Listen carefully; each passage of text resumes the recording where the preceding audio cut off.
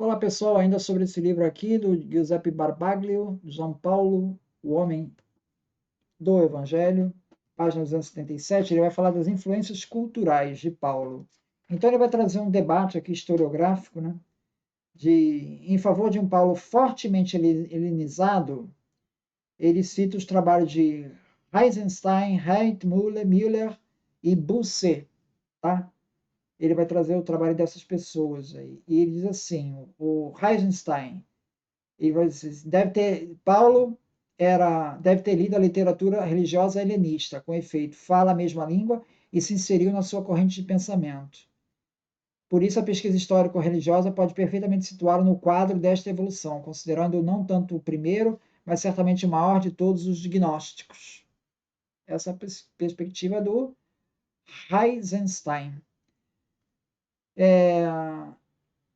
O Bossuet ele vai dar sequência a isso e vai dizer o seguinte: aquilo que significava o Kyrios, Senhor, para as primeiras comunidades cristãs helenistas, aparece aos olhos em cores claras e vivas. Trata-se do Senhor que tem poder sobre a vida cristã da comunidade, tal como se desenrola no serviço do culto da própria comunidade. Em torno do Senhor, a comunidade se reúne em fervorosa adoração, confessa seu nome e batiza em torno do nome do Senhor Jesus, suspira gritando com fervor: Vem, vem, Senhor Jesus.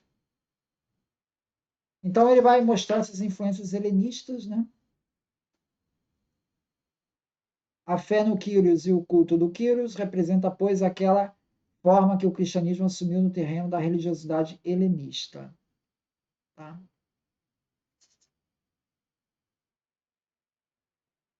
Fred, né? Escreve com W-R-E-D-E, Fred, em 1904, ele vai explicar o Evangelho Paulino dentro de uma perspectiva apocalíptica judaica, de 4 Esdras e Apocalipse de Baruch.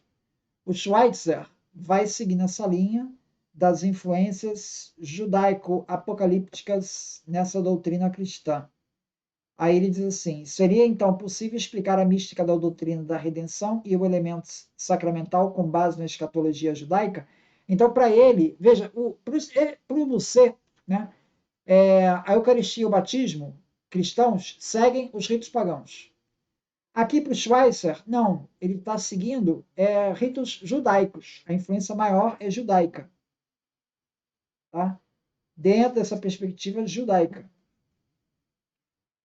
O Weiss, ele já vai misturar tudo. Ele vai dizer que as influências são duplas, tanto do judaísmo quanto do helenismo. Ele diz assim: se depreende em quadros extraordinariamente variados. Estamos seguros de que, para ele, conflui toda uma série de correntes espirituais daquela época: a religiosidade helenista judaica, ética estoica, mística sincretista helenista e gnose dualista ascética. Além do mais, o forte imperativo da mensagem ética de Jesus e da comunidade primitiva, sobretudo vitoriosa convicção da comunidade de que o tempo final da salvação já chegara.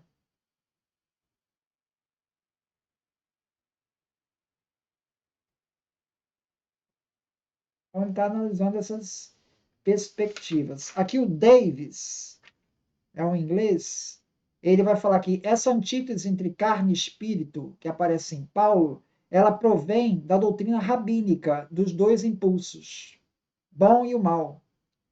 As especulações de Philon de Alexandria sobre a criação vão influenciar aquela tese de Paulo de que Jesus era o segundo Adão.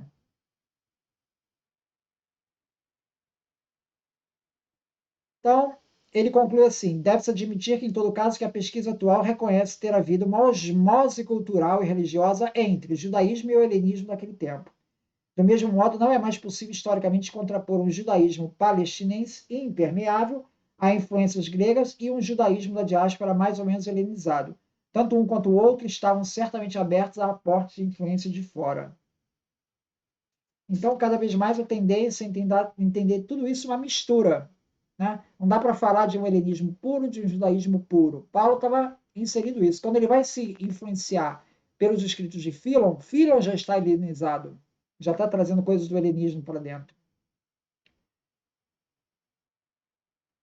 Então, o Giuseppe, ele vai, né, Barbaglio vai concluir. Até o pensamento paulino não promana simplesmente de esquemas religiosos pré-existentes do mundo antigo. Paulo, com efeito, parece ter como intuito compreender o sentido da morte e da ressurreição de Jesus, e não inserir a morte e a ressurreição de Jesus em algum esquema pré-existente. É necessário, por isso, fazer justiça às peculiaridades do Evangelho paulino, indo além das semelhanças temáticas e literárias com as correntes religiosas e culturais do seu ambiente. Então, Paulo não se limita a aplicar essas influências culturais judaico-helênicas à história de Jesus. Ele também vai dar o aporte dele. Ele vai ter uma originalidade na doutrina dele. Não é uma mera o cristianismo não é um mero reflexo dessas influências judaico e helênicas. Tem um aporte, um conteúdo novo aí que está trazendo essa doutrina. Muito obrigado, então.